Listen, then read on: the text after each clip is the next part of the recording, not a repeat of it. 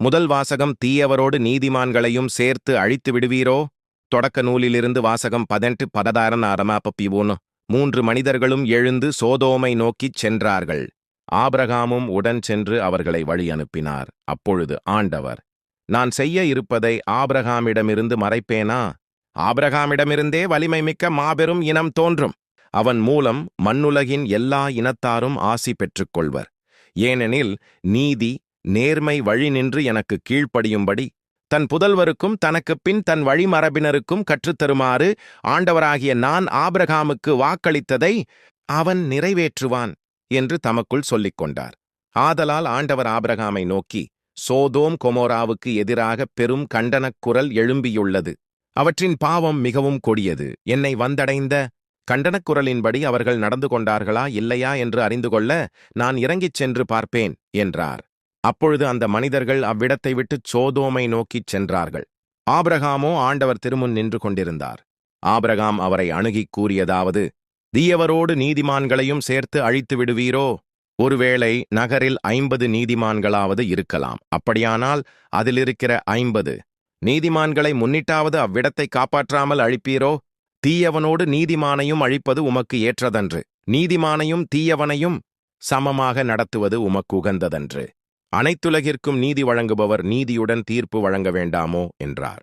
அதற்கு ஆண்டவர், நான் சோதோம் நகரில் 50 நீதிமான்கள் இருப்பதாகக் கண்டால் அவர்களின் பொருட்டு முழுவதையும் காப்பாற்றுவேன் என்றார். அப்பொழுது ஆபிரகாம் மறுமொழியாக, தூசியும் சாம்பலுமான நான் என் தலைவரோடு பேசத் துணிந்துவிட்டேன்.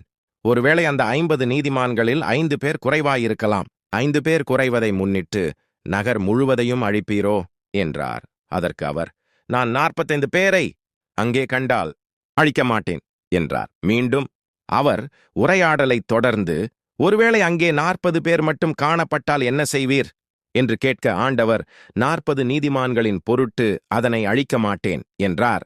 அப்பொழுது ஆபிரகாம், என் தலைவரே, நான் இன்னும் பேச வேண்டும், சினமடைய வேண்டாம். ஒருவேளை அங்கே 30 பேரே காணப்பட்டால் என அவரும் 30 பேர் அங்கு காணப்பட்டால் அழிக்க மாட்டேன் என்று பதிலளித்தார்.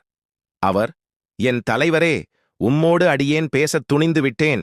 ஒருவேளை அங்கு 20 பேரே காணப்பட்டால் என அதற்கு அவர், 20 பேரை முன்னிட்டு நான் அழிக்க மாட்டேன் என்றார். அதற்கு அவர், என் தலைவரே, சினமடைய வேண்டாம். இன்னும் ஒரே ஒரு தடவை மட்டும் என்னை பேசவிடும். ஒருவேளை அங்கு 10 பேர் மட்டும் காணப்பட்டால் என அவர், அந்த 10 பேரை முன்னிட்டு அழிக்க மாட்டேன் என்றார். ஆபிரகாமோடு பேசி முடித்தபின் ஆண்டவர் அவரை விட்டுச் சென்றார்.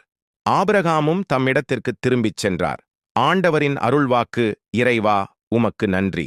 பதிலுரை பாடல். திருப்பாடல் 1, 2, 4, 8, 9 தந்து 16 பல்லவி. ஆண்டவர் இரக்கமும் அருளும் கொண்டவர். என் உயிரே ஆண்டவரை போற்றிடு. என் முழு உளமே அவரது திருப்பெயரை ஏத்திடு. என் உயிரே ஆண்டவரை போற்றிடு. அவருடைய கனிவான செயல்கள் அனைத்தையும் மறவாதே. பல்லவி. ஆண்டவர் இரக்கமும் அருளும் கொண்டவர். அவர் உன் குற்றங்களையெல்லாம் மன்னிக்கின்றார். உன் நோய்களையெல்லாம் குணமாக்குகின்றார். அவர் உன் உயிரை படுகுழியினின்று மீட்கின்றார். அவர் உனக்கு பேரன்பையும் இரக்கத்தையும் மணிமுடியாகச் சூட்டுகின்றார். பல்லவி. ஆண்டவர் இரக்கமும் அருளும் கொண்டவர். ஆண்டவர் இரக்கமும் அருளும் கொண்டவர். நீடிய பொறுமையும் பேரன்பும் உள்ளவர். அவர் எப்பொழுதும் கடிந்து கொள்பவரல்லர். என்றென்றும் சினம் கொள்பவரல்லர். பல்லவி. ஆண்டவர் இரக்கமும் அருளும் கொண்டவர். அவர் நம் பாவங்களுக்கு ஏற்ப நம்மை நடத்துவதில்லை.